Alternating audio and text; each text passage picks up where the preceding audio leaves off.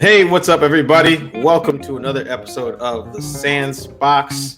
This is Christian Sands, and I'm so excited today because we are talking pianos. We are talking influences with two of my favorite artists, two of my favorite pianists, two of my favorite people. I've met them at different times in my life, and they both have influenced me in such immense ways. I am talking about the one and only Patrice Rushen and the legendary Geoff Keezer. What's up, guys? Hey. Hey. Hello. Yeah. Piano talk. Wow. Piano talk. I love it. I love it. Yeah, man. And so now, right before we started this, I know you guys said that you've never met each other. So this is really exciting for me too. And I'm sure all the viewers as well. And Keys, you were actually telling us a story about your wife, right? Yeah. When Jillian and I got married 5 years ago, and so the first thing she did, she said, "Okay, listen, you need to get some culture. You need to get hip." So she made me sit down and watch Hollywood Shuffle. Right. It's absurd movie, but it's just like, and wow, Patrice Rushen did the soundtrack, and of course I was also saying that I had, as a teenager, I had Joyrider, the Wayne Shorter album, Joyrider with Patrice and Jerry Allen on two keyboards. And I'm kind of a little bit interested to hear about that session or those sessions and what those were like. Because Wayne for me is like my number one human and musical hero, Absolutely. But yeah, this is super cool. So it's an honor to meet you. Thank you. Yeah, it's great to be here. Back at well, you. What? Let's jump into that. Let's talk about some of those sessions. Because I'm curious too. I'm somebody who has looked up to you both. I have so many questions about so many sessions that you both have been on. So let's talk about that. You working with Jerry and just being a part of that. Yeah. Well, Jerry and I actually had met years prior to that. Of course, I was an immense fan, and because being both female, we automatically were like, oh, wait, right. So right. we kind of would watch each other from afar. Yeah. Became friendly later, but I was a fan of her writing, especially, and her work. Yeah. And then what we had in common, the person that we had in common was actually Terry Lynn Carrington, who was a very big proponent in us both having opportunities to speak and talk with Wayne, as we were, all of us are fans of his work. I had an opportunity to go on a tour in 1989 with Carlos Santana and Wayne Shorter. Ooh. And I was in this band, where we were playing Carlos's music one second and Wayne's music the next. The rest of the rhythm section was all of Carlos's Santana, his rhythm section, which included Ndugu Chancellor, included Alfonso Johnson at that time, Armando Peraza, and people like this. So I would play with both, the music we would play of both of them, and they were fans of one another. It was such seemingly an odd pairing, but if you know Carlos, you know that he is a huge jazz fanatic. And he and Wayne working together, when they were together, it was easy to see how they wanted to tour together. That's when I had a chance to work with Wayne a lot. And it was shortly after that that we did Joyrider. So he called me in to do that. And it was amazing. You guys know when you have two pianists in a room, right? That, there is a negotiation that has to happen, especially if you're playing at the same time. Right. Wayne's music, a significant amount of it is completely written out. Yeah. A significant amount of it. Mm-hmm. So there's that idea of this balance between the precision of what it is that he has given you, right next to the idea of having to maintain a certain kind of openness and spontaneity and ability to be present, that is coexisting at the same time. So it was a thrill. It was a thrill and a half to be able to walk that line all the time, and especially with Jerry. We played on certain tracks together, and then he did certain ones and I did other ones. It was awesome. Do you happen to remember what synths or you were like was sort of the main? Because there's these really kind of, it's very sci-fi, the album, the whole theme of it, and then these really kind of digital-ish sounds, but they weren't like the same kind of sounds that Zawinul was using. It was like a different kind of thing. And were they like DX7s or? They were. Do you remember the DX7, the rack-mounted TX? Yeah. where you had 7 DX7 sound modules in one rack. Yeah. I was using that. Okay. Yeah. I also at the time had something else. I think it was one of the Kurzweil units. It was all of these things were, you had these racks, Right. And all these things were rack mounted. And then I had the MIDI patcher that I used to use was the psychologic MIDI patcher. And what it would allow for you to do is address any one of the instruments through a controller.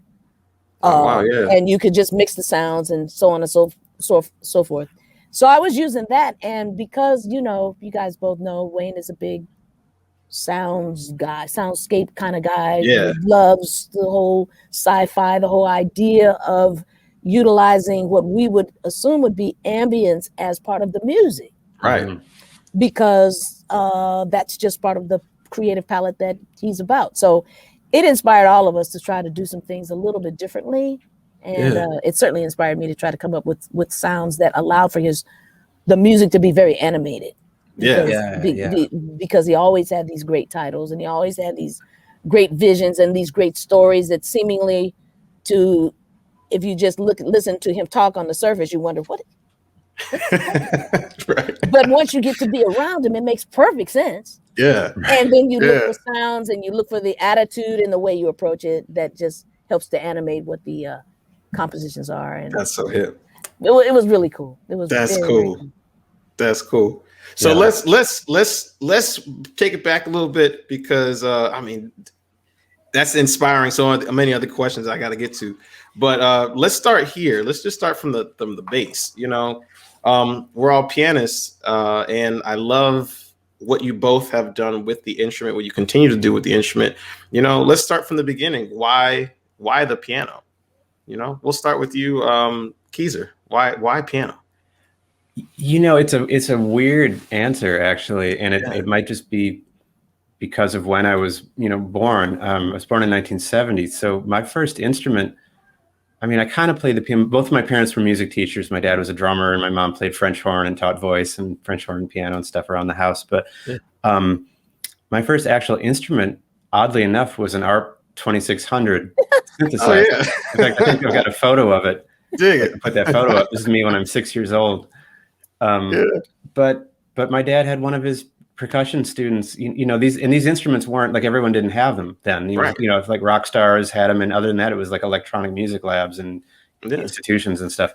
So they taught me how to program it, and we made little 4-track tapes. And I listened back to some of these tapes, and I could sort of trace my musical development just as a kid. We started out I was really into like the Star Wars soundtrack and the Close Encounters and all that. So we were making laser battles and all this. And then by the end of it, about a year of doing that, we were doing like Bach 3-part inventions and stuff, overdubbing. And I had gotten into the Wendy Carlos, the switched on Bach and all that kind of stuff. So, but it was because of that. But I still wasn't really playing the keyboard properly. Didn't really know how to play it. Really. And so the piano teacher there at the university said, you know what, you should really get this kid some piano lessons so he can learn to play this synthesizer properly, So I started practicing piano for that reason. But then, of course, it just got into being a piano, And I also really like to write my own music. I wasn't very good at practicing the stuff I was supposed to, I always wanted to make up my own stuff. So for me, jazz was a natural medium to learn and work in because it allowed me to actually do what I wanted to do, Yeah. Well, that kind of goes into my question for the both of you too. We talk about musical identity, and we talk about, it's every time I hear the piano, I know if it's you, or I know if it's Keezer, I know if it's, I can tell because there's a way, the touch, the attack, the color, there's certain things, so can you talk about just learning the music or learning any style of music, how it informed your sound as you play the piano? We'll start with you, Patrice. Yeah, well, in my case, the piano, it was kind of an offshoot of exactly what you just said. Because I was not introduced to an instrument first. I was introduced to the awareness of how the music made me feel. I was in an experimental kind of thing. It was experimental then, Very commonplace now.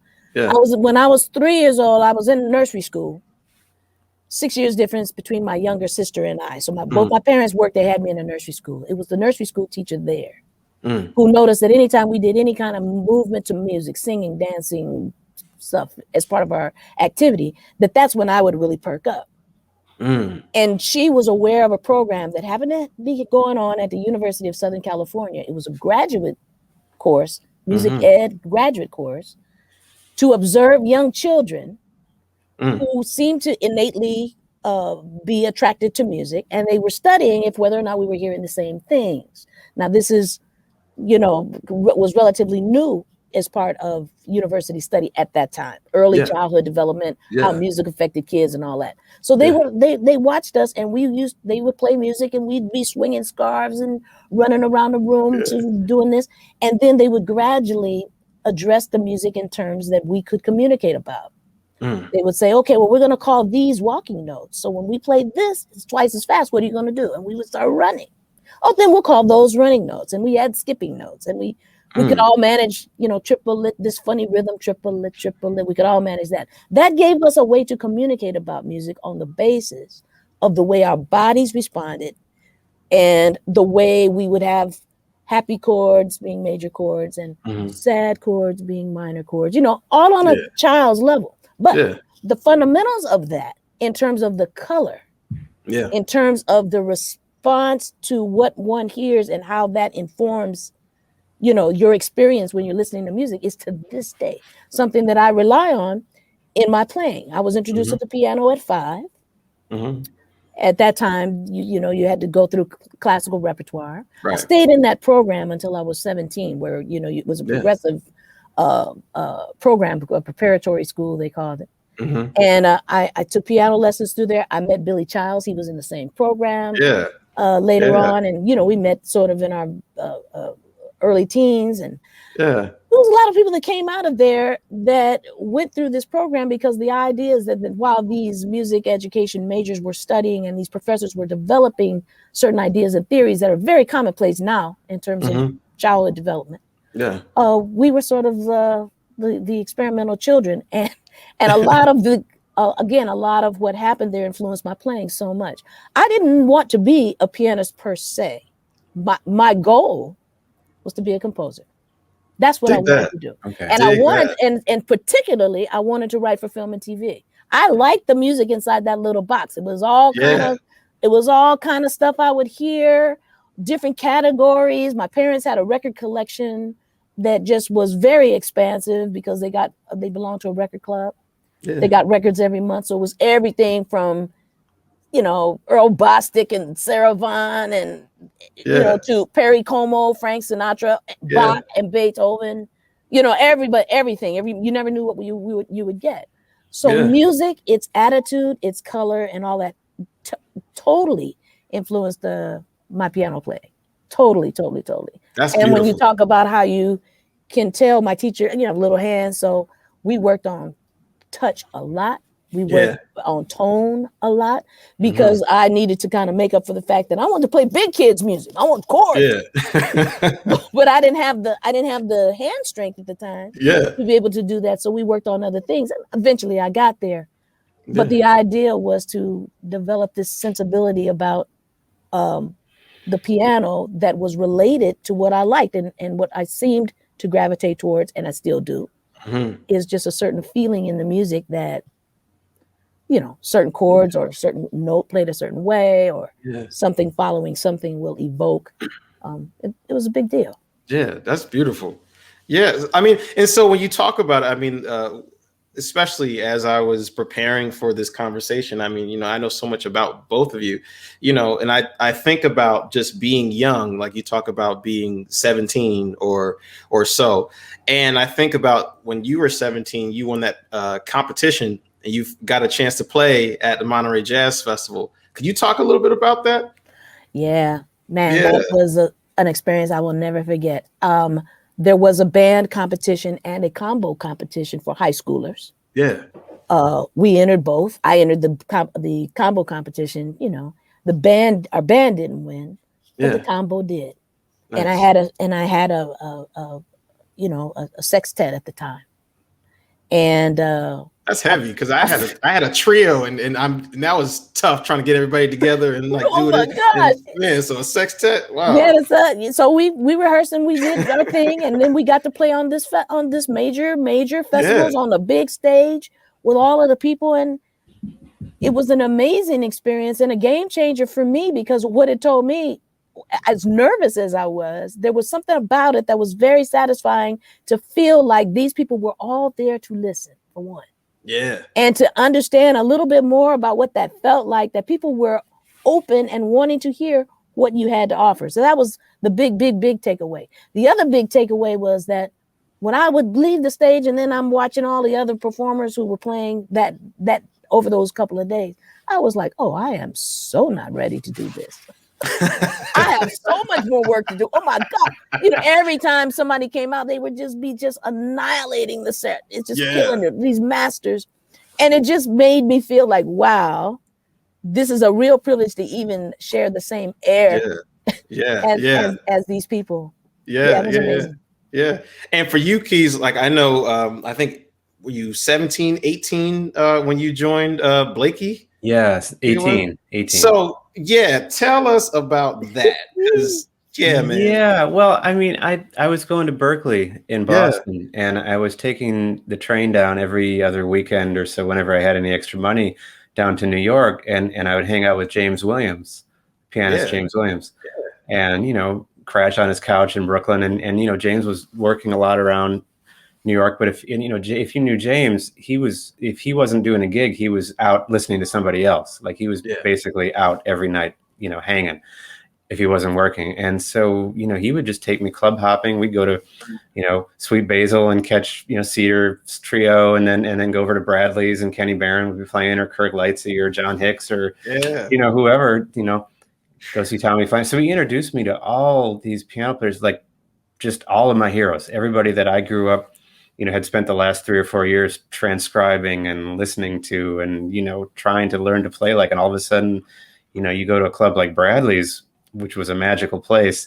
and everybody would be there for the 2 a.m. set, because they'd come there after their gig was finished, wherever they were working. Yeah. And Bradley's was open late, and you'd just look at the whole bar. Cecil Taylor would be at his dedicated spot that was on the corner there, and then it'd be like, on any given night, Ray Bryant, Kirk Lightsey, McCoy would be in there hanging sometimes, Tommy, whoever was in town would be there. Joanne Burkeen would be hanging, just whoever was like around, and it was incredible, because I just got to meet, and I got to play there eventually. I started working there a bit. Yeah. But it was through James and also Bill Pierce in Boston, their recommendation to Art, And so I sat in with Art. My first time I played with him was at McKell's, this club on the Upper West Side that used to be there on Central Park West. But prior to that, I had a real deep interest in Art Blakey and the Jazz Messengers music. So when I was in high school, I think I had a sextet too, but we had 2 trumpets for some reason. You get who you could get. Your kids, you're just like, come on, friends, play. Whoever could play could be in the band.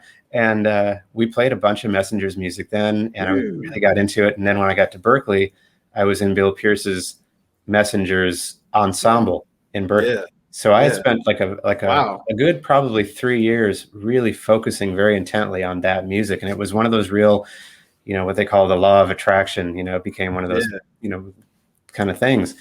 And so when I did actually get to sit in with the real Art Blakey, I was kind of arrogant as an 18-year-old, but it never occurred to me that I wouldn't be in the band. It was just like, dig that, You're like, I'm supposed to be here. Yeah, absolutely. Yeah, I mean, I don't know if that's good or not, but I was at least prepared for it, Yeah, absolutely. So what was it like when you first heard that cymbal beat? Like when you right across, and it was just, or the first press roll, or I mean, the first thing I had to figure out with Art Blakey was what is the roll off that he would do, that count off, because he would play a free solo, and then he did that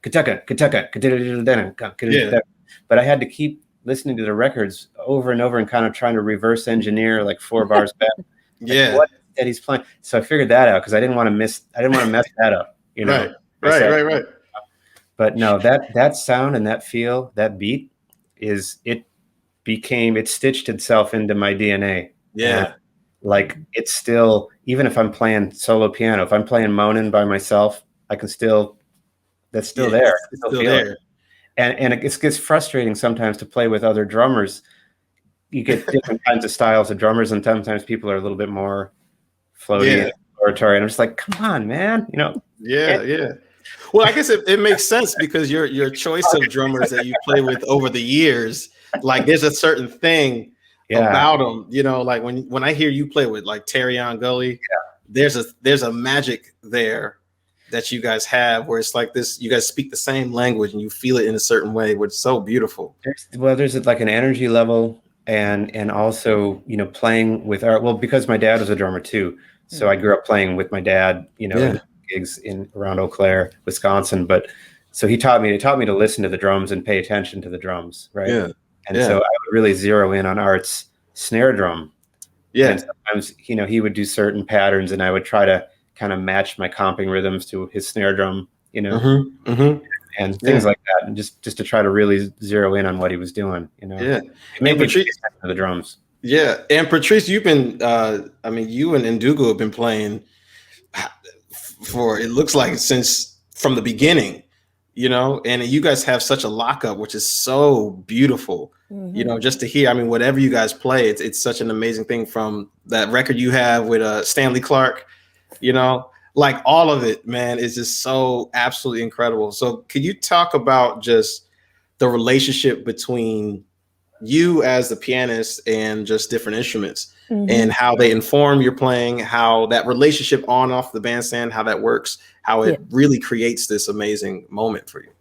Well, I can really identify with what Keezer is saying in terms of just certain aspects of having the similar vocabulary when you're playing with people. It helps you draw closer quicker because you share a certain vocabulary, a certain awareness, and a certain knowledge. Yeah. And I can definitely say that in Ndugu, we had gone back to, he was a little older than me, but we were in high school at the same time. And that his work and his technique and his touch and his particularly the balance between his hands and his feet was something that I got used to a lot because we played together all the time. We were learning together all the time. Yeah. So that's one of the things that I kind of key in on even now when I work with a lot of other drummers, and I have had the good fortune to work with some amazing drummers, Lenny White, Billy Cobham, Harvey Mason. I mean, the list goes on and on. And all of them, that's what I listen for. That same a balance. Each one has their own particular balance, but kind of that helps you. That as rhythm section players, it informs kind of the way you will address it in order to, and you make certain kinds of modifications based upon those nuances because you're listening for that. And then the other thing is, and you guys will appreciate this, as rhythm section players, we tend to take it for granted, perhaps, but we tend to, as a section, want to move and enhance the music as one mind. We each may have a different aspect or different element that we pay attention to at any one time during the course of a song. But the idea is that we are constantly thinking in terms of that ebb and flow. Yeah. And most of us have listened to great rhythm sections. Absolutely. And really appreciate that dialogue that is happening and that telepathy seemingly that is happening to make the music feel good. That's right. I'm not being genre specific at all. That's the job. So the idea of that also contributes to the way in which you play, the choices that you make in terms of voicings, the kinds of things that you do in terms of supporting whatever the present moment may need, first and foremost as a rhythm section and then as an individual.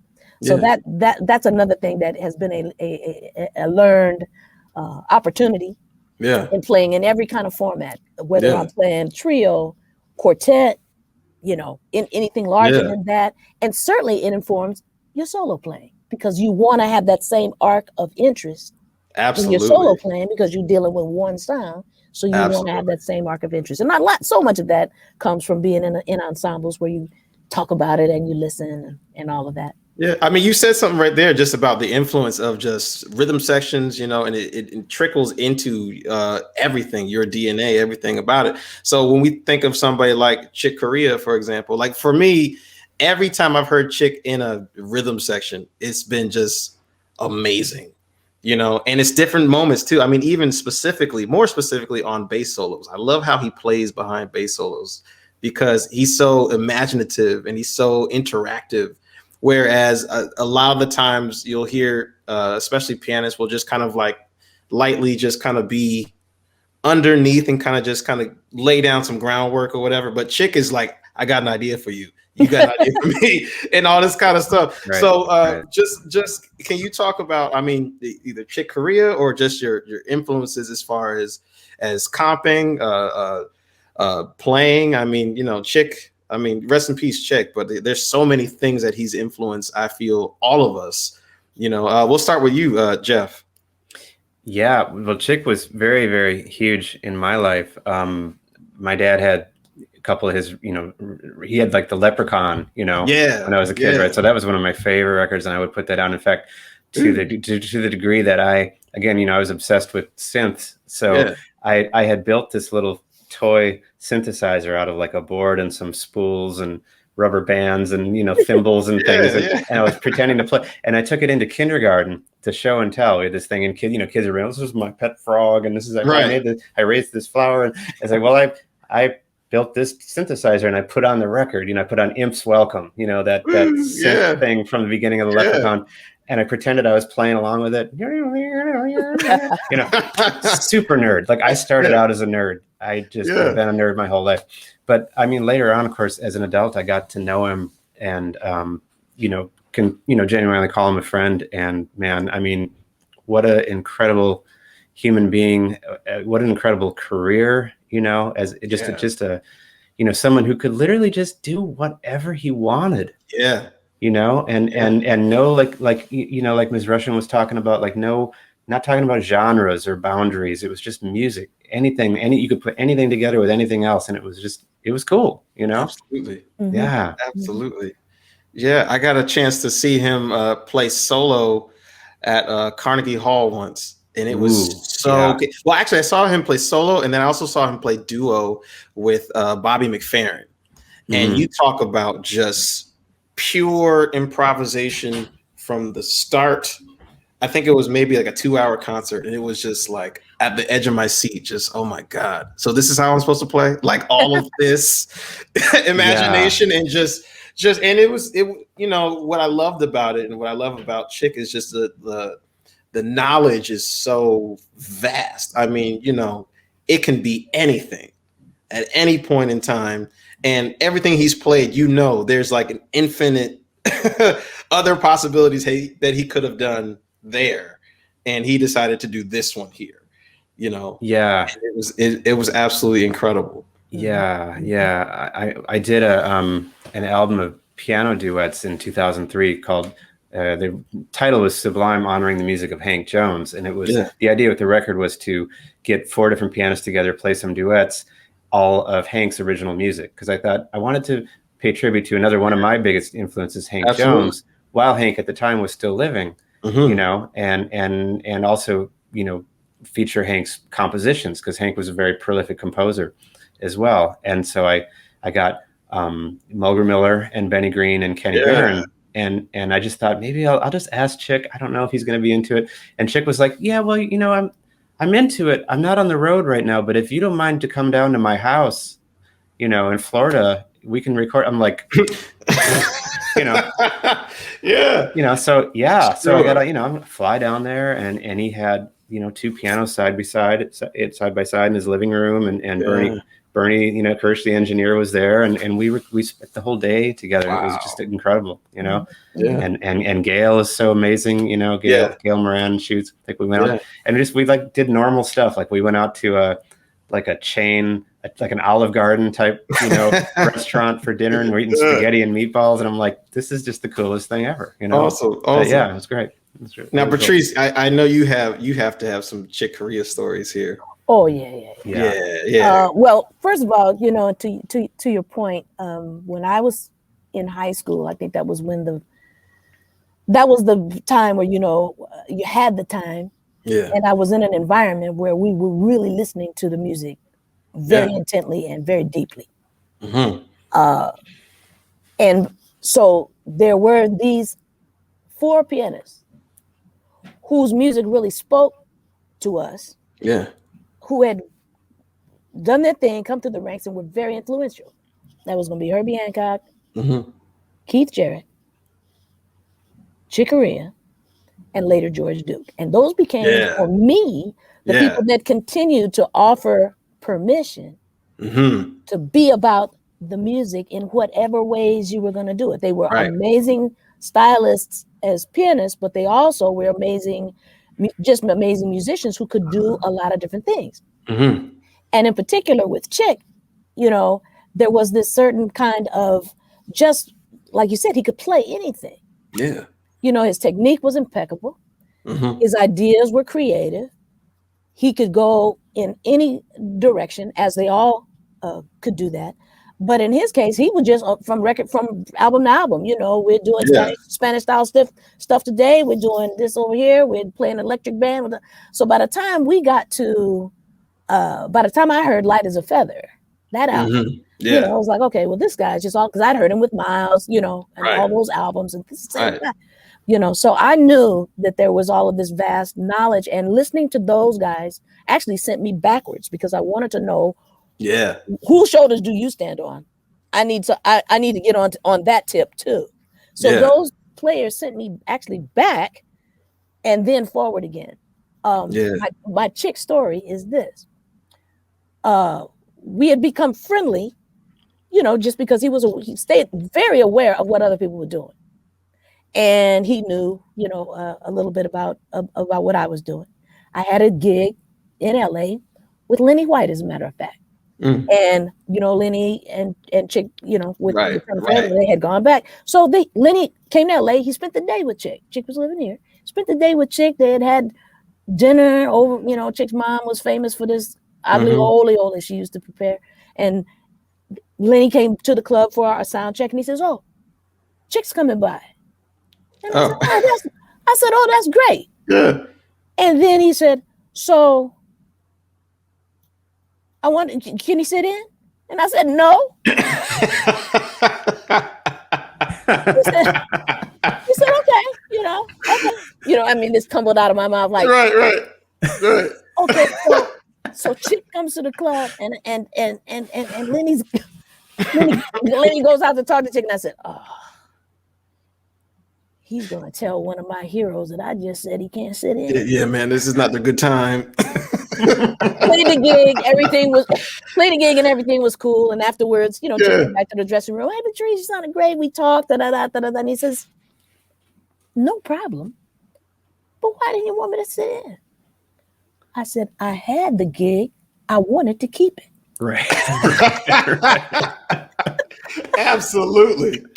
Yeah. But he was so gracious and so nice and always so supportive of me. And I really appreciate that. And like I said, the other parts of that piano forum of people that became friends later, but were my entree, I think, to what it would be about to be involved in this music. And that they were, while they were of a generation or two older than me, by the time I got to them, I had enough of a vocabulary to really appreciate how deep they were and how prolific, and talk about compositions, man. I mean, Chick just wrote and wrote and wrote and wrote and wrote. So we're lucky to have so much music that he's left us to be able to continue to celebrate his life and his legacy. Absolutely. And the amazing thing that I love hearing the both of you talk about this, because, you know, you talk about piano DNA, you talk about just influences. I mean, both of you have influenced me, like watching you both and listening to you both as I grew up. You know, I've taken little pieces of this, and like, I like that, I like that, I like that. It becomes a part of your DNA.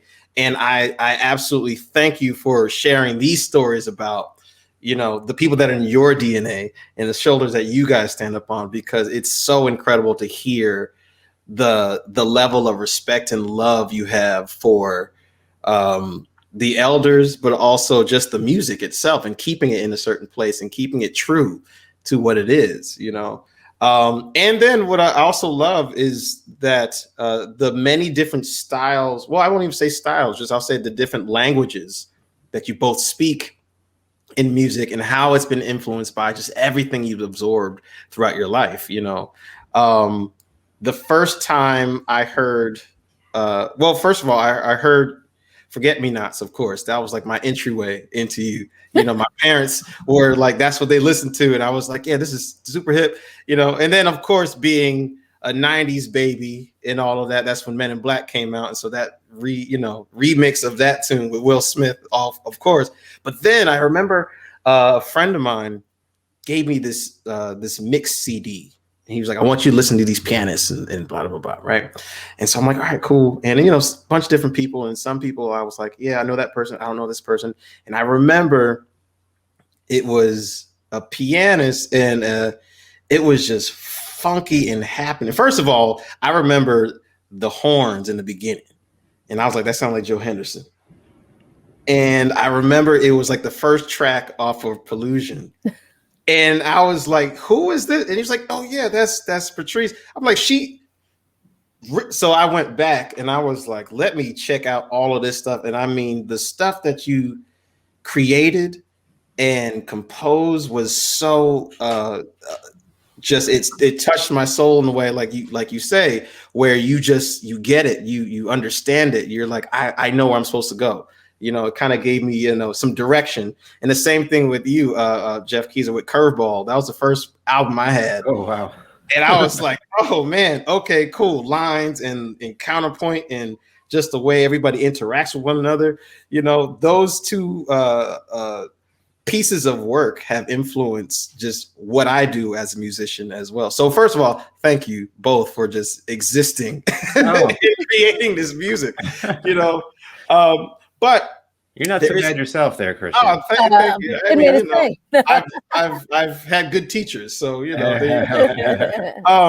But what I do want to ask is, I've always had this. Well, I used to have this thing, long-winded statement to say. I used to have this kind of anxiety about stage performing versus studio performing. Right? They're very different.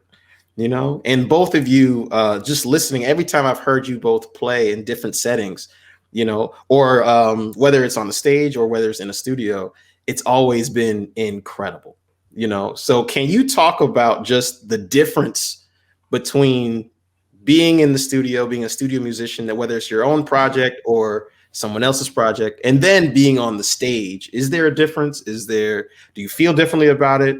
Is it the same for you? We'll start with you, Geoff. Yeah, I mean, I always think I play better live for sure, you know. Yeah. But in the studio, I think I probably play better on other people's dates than my own. Yeah, because I'm always producing my own records, and I'm worried about what everybody else is doing, and I'm just like, it's hard to get into a vibe. Yeah, you know. But you know, sometimes you play on other people's records, and then you're just hired to be a side person, and you just show up and you play, and you don't really care that much. You know, you're not attached in the same way. But right. I mean, it's funny. You know, Patrice, you mentioned George Duke, and you know, I met him. I got to know him a little bit working on a record with Diane Reeves. We did a record called When You Know. Yeah. Back in 2008, and Duke was producing, and we were doing this one tune that I had written an arrangement of. On A Midnight Sun, and it was kind of a funky arrangement. So I was supposed to play an 8-bar piano solo in key of E minor, you know, and you know, sort of funky pentatonic stuff. And I'm like, Duke is sitting there in the booth, like there's no funkier piano player on the planet alive, right? You know? And I'm like, George, come on, man, you sure you don't want to get some of this? He's like, no, you're cool, Keys, go ahead. You know? That's the most nervous I've ever been. Oh yeah, in the studio. I'm like, you know. Yeah. But I mean, you know, I love playing live. I love having the audience there. I look forward to, as I'm sure we all do, being able to play live again with a real audience. Absolutely. But the studio is a different thing too. Of course, you go in with a different intention. I mean, Chick actually talked. I remember reading something Chick said about that, and he was talking about, this was around when the Electric Band came out, in the mid '80s, and he was talking about the idea of making a record as just a separate, like a piece of art, like, you go in there and using whatever technology was available, and not being afraid to use overdubbing or use, or whatever we do in these days, Pro Tools or whatever, because you're creating a record which is to be experienced and listened to as a work of art. It's a different experience from a live gig. And, Oh yeah. Let me ask you this. And this is actually for both of you, but specifically Patrice, how do you think the role of the piano, or specifically jazz piano, has changed, since you started out?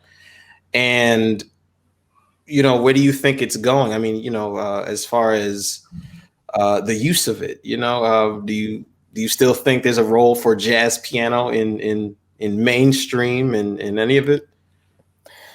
I certainly do.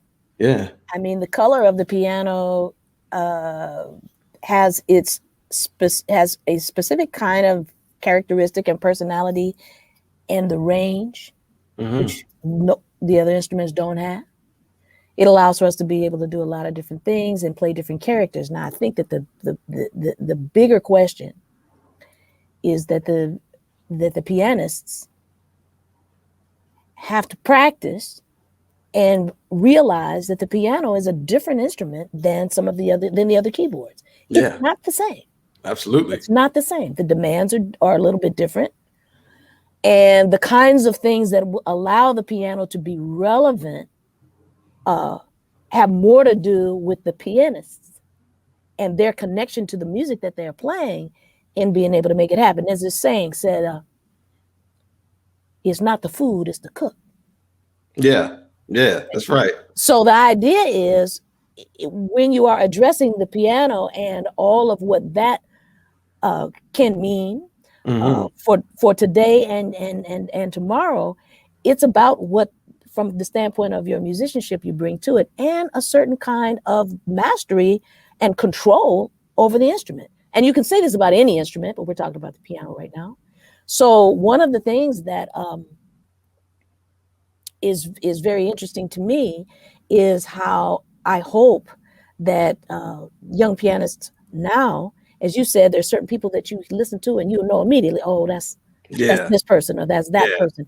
Whereas now, that concentration a little bit on sound and being able to produce a good sound from this acoustic instrument, from being able to do that. All of that are also requirements that can't go away while we also delve into a lot of the other electronics, and certainly into so many of the great, samples that there are. You be playing on just about anything now, and be able to emit a decent sound. But if you've got to sit down and play the piano, there's just certain things you're not going to get around. And as long as we continue to address it that way, I think that it always has relevance in how we would use it to be one of the many colors in the palette that we have at our disposal to make the music elegant and eloquent. Yeah, beautiful. Absolutely beautiful. My last question, very simple.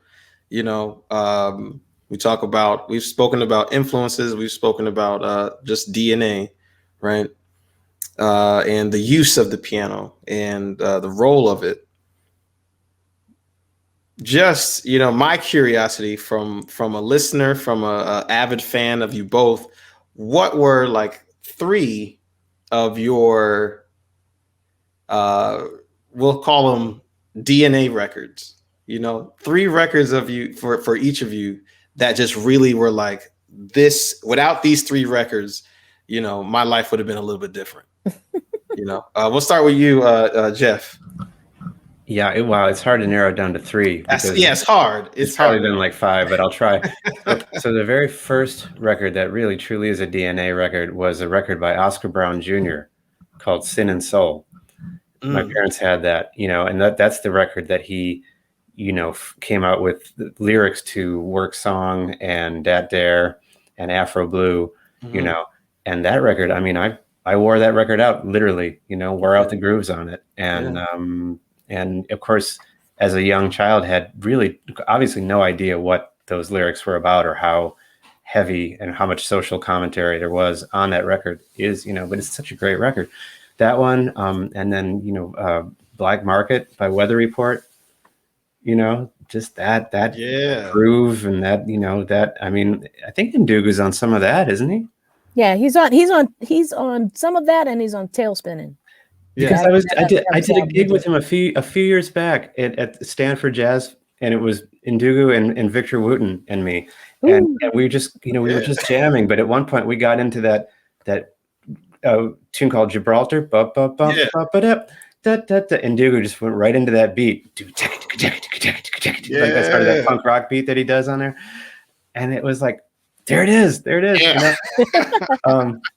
Oh, so cool. But that record and of course the Leprechaun and then later on World of Piano by Phineas Newborn Jr. Yeah. Absolutely. Yeah, that one changed my life as a 15, 16-year-old, Yeah, absolutely. That made me go, oh, okay. Right. Okay, got it. Let me get into the piano because this is like a whole other level of stuff here. Absolutely. Yeah. Absolutely. Yeah. What about you, Patrice? Wow, there are so many, but I'll narrow it down to, I think Herbie Hancock's The Prisoner was a game changer for me. Mm-hmm. And I mentioned Light as a Feather, Chick's Light as a Feather. Yeah. And then a lot of the stuff, from Miles, because all my favorite pianists had gone through through that band. Right. So The Sorcerer, Nefertiti, things like that. Yeah. But I can pull from a lot of different other genres and other people who have played piano or keyboard instruments where their influences really felt. Stevie Wonder's a heck of a keyboard player. Absolutely. Yeah. And his harmonic sense is really beautiful. Yeah. So I can put him in that sphere as well of the sort of the game changers. I can put Sly Stone in that sphere as well, in terms of the game changing use of space and the kinds of ways in which that music has touched popular music forever. Yeah. So I learned something from everybody, and a lot of the music that I would listen to would also be orchestral music. Quite a bit of orchestral music, and those records that Quincy Jones arranged, "Walking in Space," and some of the Don Sebesky arrangements that he did for all those people at CTI. Yeah, these were just influencers that really helped me understand better about the role of what the piano not only could be, but how I could use that tool, to influence any music that I would play with anyone. Yeah. Mm-hmm. Man, well, thank you guys very much for doing this. We got to do another one of these days in person when we can safely. But this is, we can talk for hours just on this stuff, so it's hard to kind of get certain questions in because there's so many things I want to ask you guys. But thank you guys for joining me today in the Sandbox, and be safe, and we'll be talking soon. All right. Yes, thank sir. you so much. Thank you for having me. Great to see you.